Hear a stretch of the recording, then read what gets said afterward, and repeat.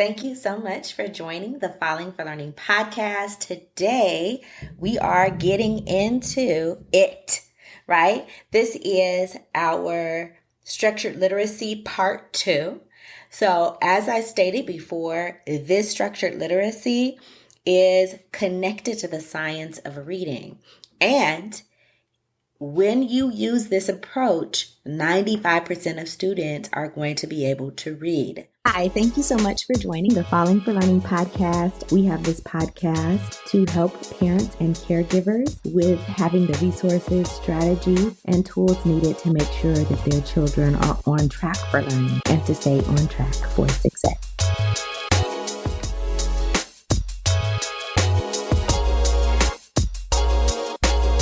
I do want to be very clear that there are kids who can learn how to read without this, right? Some of you out there don't know how your kids learn how to read. You may know already how to read and don't remember how you learned, and that is fine. But we're talking about there are some students, and we have a preponderance of kids, a lot of kids lately, that do not have the literacy skills, right? For their grade level, they're far below grade level in performance in reading. And this video was created to help support those of you who are at home, those of you who are teachers at whatever level, and who are having a lot of struggles teaching kids how to read. So we already did the part 1. So this is the part 2. And if you're thinking about teaching this as a lesson, it is about 30 minutes together. Part 1 is about 30 minutes if you're teaching a lesson. And then this part 2 is about 30 minutes. So this is how it is done. I'm using a different camera today. Let's see how it goes. But anyway, here we go. All right. So this part 2 starts with actually doing some word work. So our first lesson, part of the lesson, we worked on the short O sounds. And now we're going to be working on the same sound, but now we're going to be working on word work with those same sounds. Because this is beginning reading, we're going to be using 3-letter and 4-letter words. So that is the CVC, or consonant, vowel, consonant, and or the consonant, vowel, consonant, consonant, or consonant, consonant, vowel, consonant. And we'll show you exactly what we're talking about. So go ahead and begin with the word like, lot. Okay, so here's the word lot. And then we are going to have kids reading those words and having a list of those words that they're reading. Okay, so there's lot. And again, that is, we're going to add an S to the beginning of this word. So now we have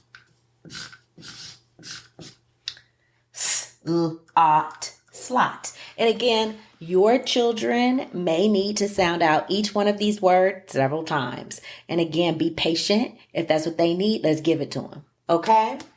All right. So next, we are going to remove the S and put it at the end, from the front to the end. So now we have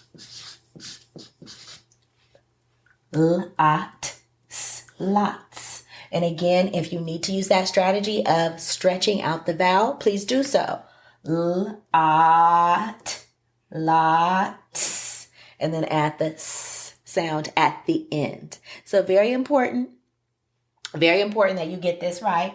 All right. So, and then we're going to switch around the T and the S, and we have lost. Okay, so our word work is building words from what we already have, right? We're just switching around some letters, taking some letters away, and helping them to blend the words. Again, helping them to understand some commonalities in the sounds and the spellings. And we're also reviewing those sound spellings over and over again, right? Lot, lots, lots, slot, lost. Good. So there you go. I lost my marker and I don't even see the top. So we'll deal with that later. Okay. So there we go. Word work. So word work reviews the words previously. So word work just has to do with list. So this is just a list.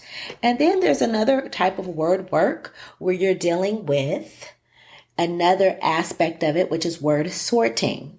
So we'll go ahead and do a word sort. So next we're going to think about words with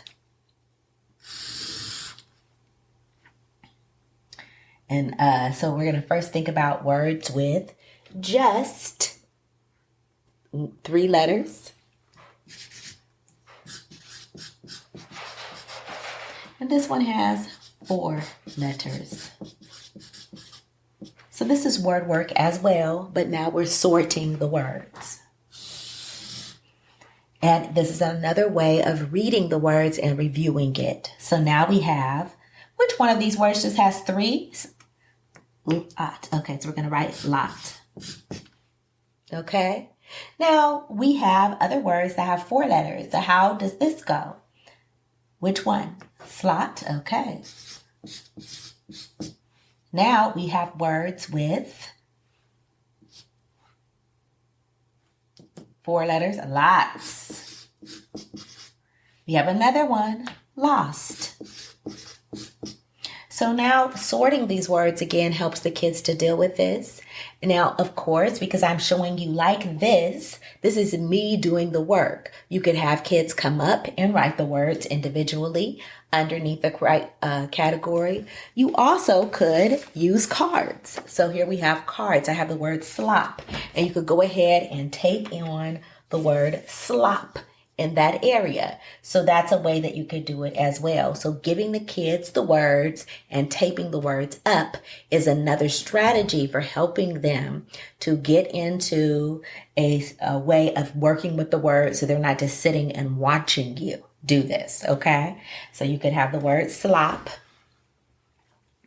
and then you again will get another word from them. So I'm going to write down again.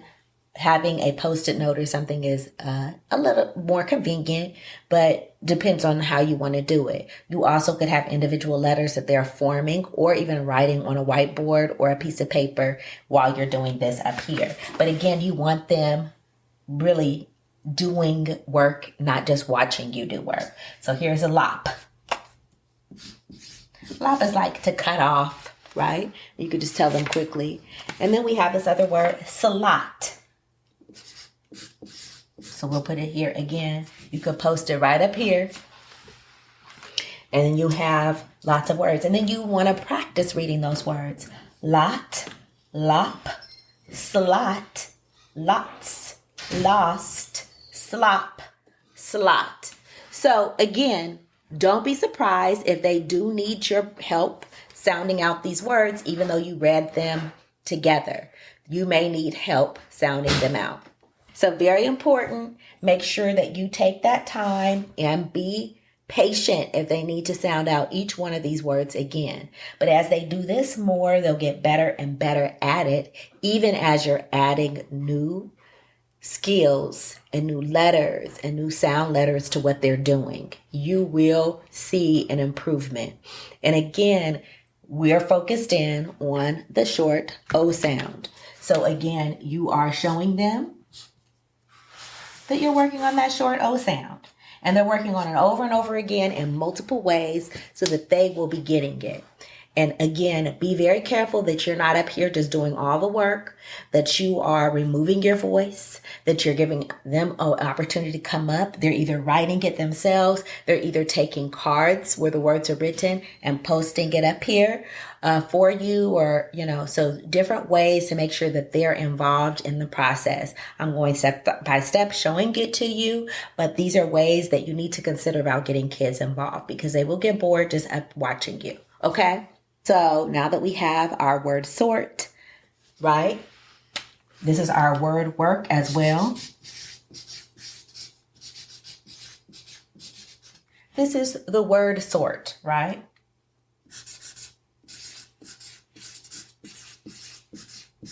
This is the word work, and this has to do with list, reading the list of words, okay? And blending those words if they need to. But, getting into the list of the words, reading words together. Our next step is really thinking about irregular words. So, irregular words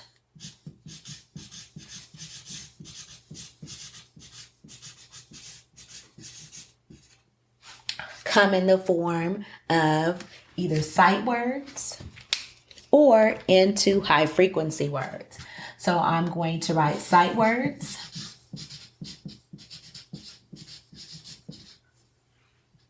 And then I'm going to write high frequency words.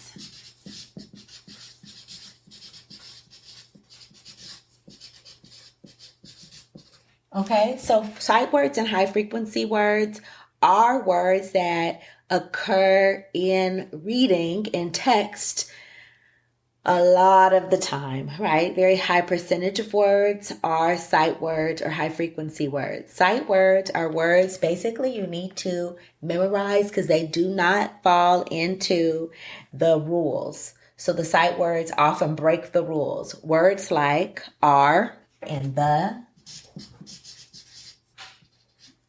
are high frequency words. Are sight words. They don't follow the rules. Words that do follow the rules, but you see a lot and they just should be really familiar with it are words like is, also were, words like most. Most does not follow the rules.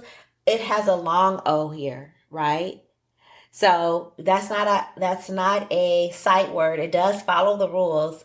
It may be not words that they've learned yet, right? Because these are all short O sounds, but most is a sight word or a high frequency words, and they can be used interchangeably. But I just want to point out that some irregular words don't follow the rules, and they come in the form of the sight words and the high frequency words. You see them often.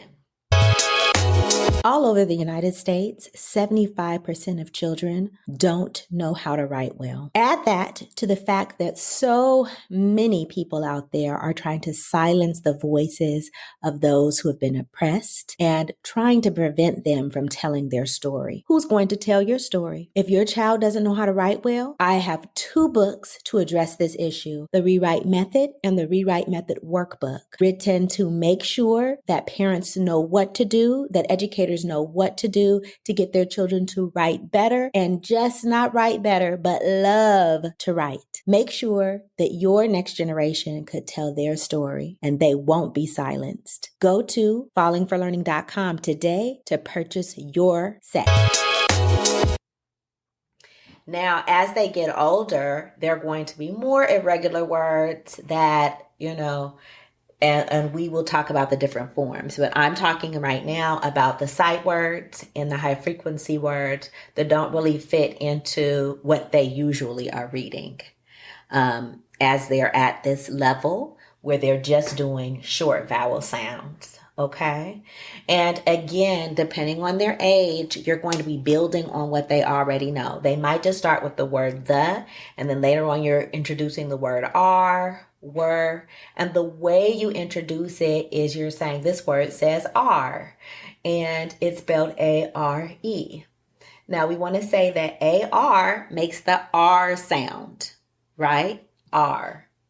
And then the E is silent. So you just show them that the way the words are going to be done. I'm going to do a separate video just showing these words and how we're doing it. But there are different types of irregular words that don't fit into sight words or high frequency words, but I will be showing it to you, right? There's different stages of it.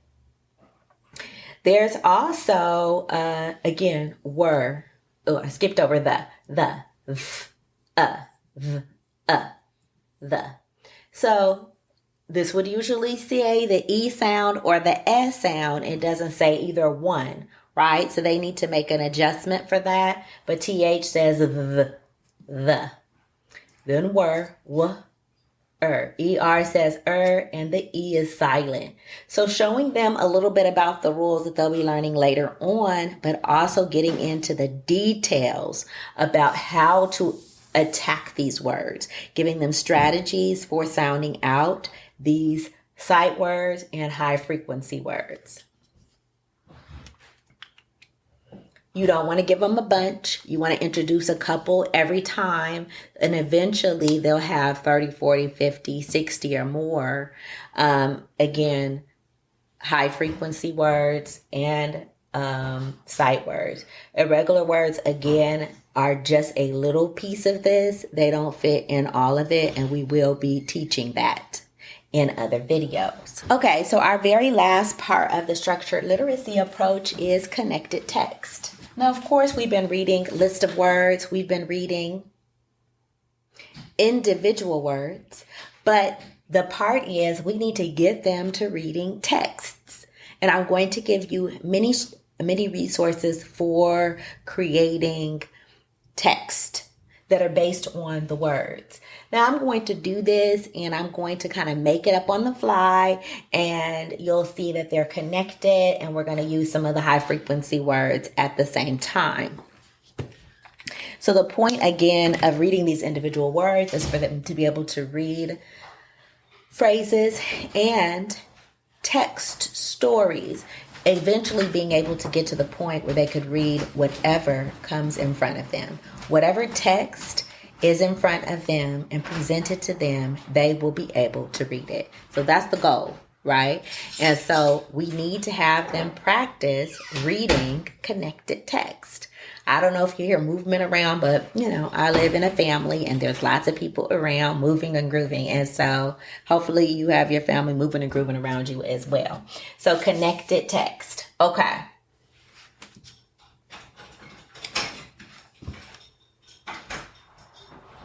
One of the sight words also that I'm going to add here is the word I, or high frequency word. I'm going to put I. Because I, of course, is a word that they're going to see a lot, and it's going to be one of my first words in the connected text. I'm also going to add the word have. Okay. I have lots. And another one, sight word, of. Okay. Of. So both sounds don't make the original sound that they usually make. It doesn't say off. It says of. So very different than what you would have learned. So you need to know this word is very irregular. It doesn't follow rules. I have lots of slop. So it's going to be silly. I have lots of slop. So slop, of course, could be like food, or it could be junk, or, it has lots of meanings. As we know, it could be like really some nasty stuff, right? But we're just going to say slop, like messed up food or something like that, right? I have lots of slop. I lost my, here's another word.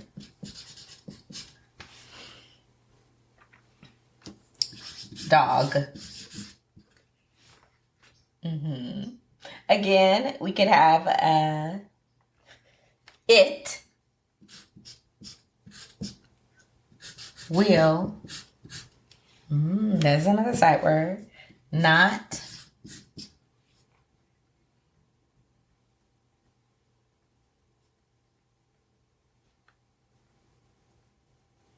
stop. Again, doesn't really kind of make sense, but again, I'm using lots of short O words and some high frequency words. I have lots of slop. I lost my dog. It will not stop. Now, what is it that won't stop? The dog won't stop. I'm saying it instead of he or she, because I don't want to do another sight word. Now, these are connected text, right? This is 1, 2, 3 sentences. They're really silly. But that's the point, right? That it's connected text. You're controlling what words you put in there. Of course, I could say, I have lots of food.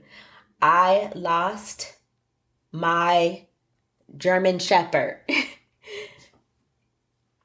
He is not stopping when I tell him to come or something. You could have put lots of extra words in here, but with connected text, you're really controlling the words that you put in so that you can see the progression from reading individual words,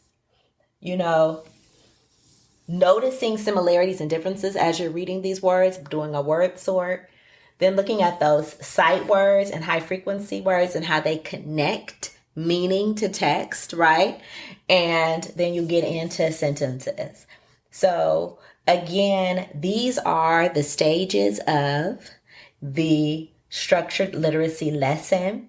And there's lots of programs out there that already put it all together for you. I really felt like it's important.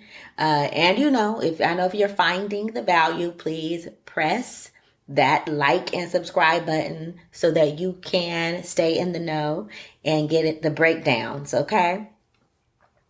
But, making sure that you know these different stages of the structured literacy approach is so important so that you are helping your kid with their reading. And it doesn't matter their age. They're going to benefit from having this type of reading controlled structure as they're learning how to read. And again, you are taking them through reading these words. You could have it printed out, and there's lots of resources that you will see in the comment section in the show notes so that you could have all the information you need to take your child step by step through the process of understanding how to read and how you really take them through a thorough and engaging process of helping them to learn, for example, in this case, the short O sound. Okay, so again, this is part of the structured literacy structure. This is number 5. This is 5A. This is 5B, right? Because you have the word sort and then you have the list of words, okay? That you are building on the words based on, and they also would call this chaining. Different people call the same thing different things. So they call this chaining sometimes when you're adding on sounds. I've also switched around some sounds, so I'm just calling it word work, but it takes different forms. Then there are the irregular words, which have a huge umbrella, right? But under this umbrella specifically, we're talking about sight words and high frequency words that they're learning out of order, right? Because when you're getting the letters, when you're getting into connected text, you cannot control for all of the short O sounds. So you put in some high frequency words so that you could have a sentence that might be silly, but ultimately makes sense. To get to reading words, you do need to have these high frequency words so they can understand the words, okay? They can understand what they're reading, that you could make some sentences that make sense, okay? And I added a couple more. And again, you want to control how many you teach. It should be about 3 to 5 a week as you're going through this with them. And again, the resources are in the show notes as to different programs that are recommended that have a structured literacy approach and that teach kids what they need. Okay, so with that, we're going to go ahead and end the show. And please do something today that your future adult children will thank you for.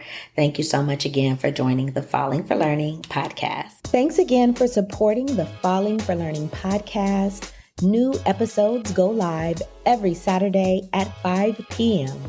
You can watch us on youtube.com at Falling for Learning or listen on all major podcast platforms such as Apple, Google, Audible, Spotify, and much more. For more resources, visit fallinginlovewithlearning.com. We really appreciate you. Have a wonderful week.